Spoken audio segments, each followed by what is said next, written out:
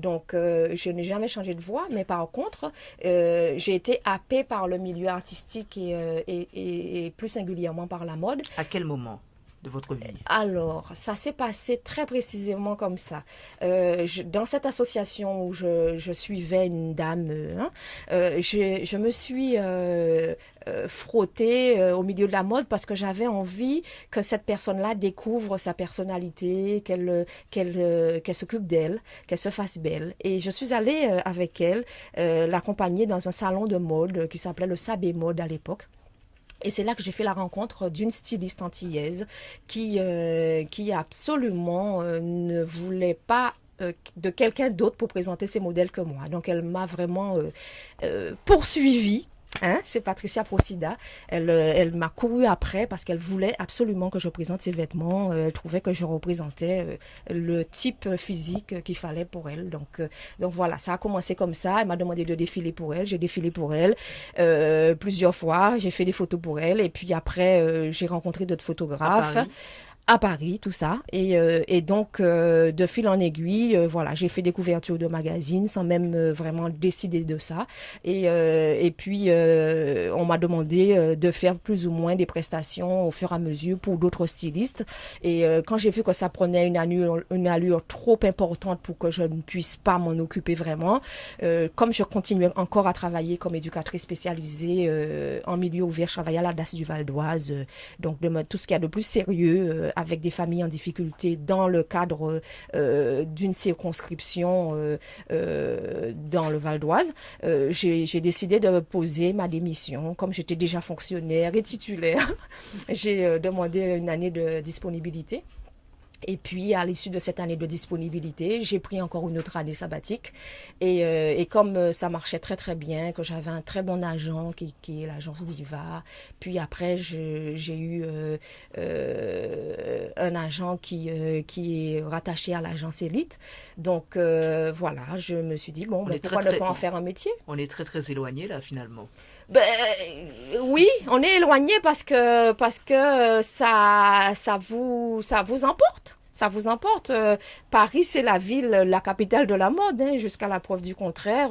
C'est quand même là où ça se passe. Et c'est vrai que j'ai été repérée très rapidement et j'ai fait la rencontre dans la même foulée de Jean-Paul Goude qui préparait le bicentenaire de la Révolution française en 1989. Jean-Paul voulait que je fasse son clip, il voulait que je fasse le grand défilé qui a eu lieu sur l'avenue des Champs-Élysées. J'ai rencontré d'autres créateurs, des photographes, et de fil en aiguille, bon ben voilà, je me suis retrouvée dans le grand monde sans même crier gare. Donc vous avez fait des défilés? J'ai fait des défilés, j'ai fait des couvertures, j'ai fait des films des aussi, films. J'ai fait une carrière de mannequin professionnel international. Ouais. Et entre Londres, Milan, et puis les États-Unis un peu, et puis Paris. Ouais. Que gardez-vous comme souvenir de cette période précise? C'était un tourbillon déjà, donc on n'avait pas trop le temps pour soi, on n'avait pas trop le temps pour construire la famille dont vous vouliez d'ailleurs. Voilà, je m'éloignais, disons, de mes objectifs personnels pour aller vers des objectifs, disons, plus larges, qui n'étaient pas les miens, c'était ceux des gens avec qui je travaillais. Donc je vous contribuais. Vous êtes volontairement importé, donc? Disons que je me suis laissée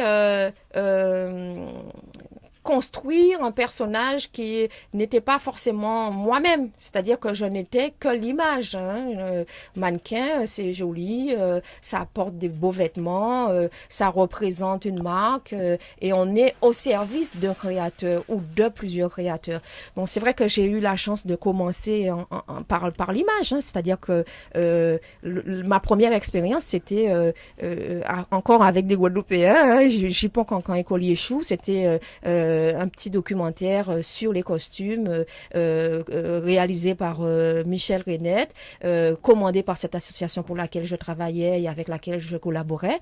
Et puis après, une première expérience, une deuxième expérience, une troisième expérience, autour toujours de l'image. Donc c'est vrai que ça m'a beaucoup taraudé parce que, bon, on est ce qu'on est. J'avais le physique que j'avais et peut-être que ça a été moteur de plein de choses qui n'auraient pas eu lieu autrement. Mais bon, je l'assume. Voilà.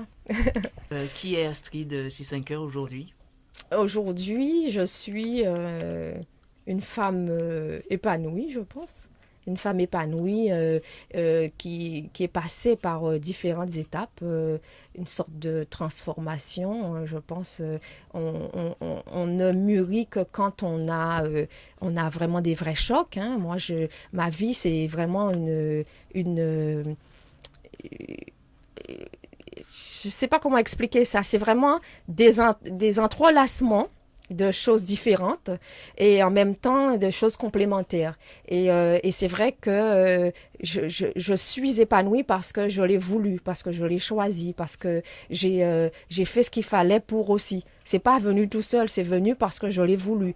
J'ai besoin d'avoir un certain nombre de choses qui m'équilibrent et je suis heureuse parce que je trouve cet équilibre-là dans ce que j'ai choisi de faire, dans mon métier, dans ma vie familiale, avec mes enfants, mon mari, mes activités, ma vie spirituelle et ma vie culturelle. Oui, oui, oui, c'est tout ça en même temps. C'est pas une partie et puis pas l'autre. Je pense que pour trouver une vraie stabilité, il faut accepter aussi quelquefois de ne pas faire certaines choses parce que ça ne correspond pas à votre personnalité ou à vos choix et à votre trajectoire.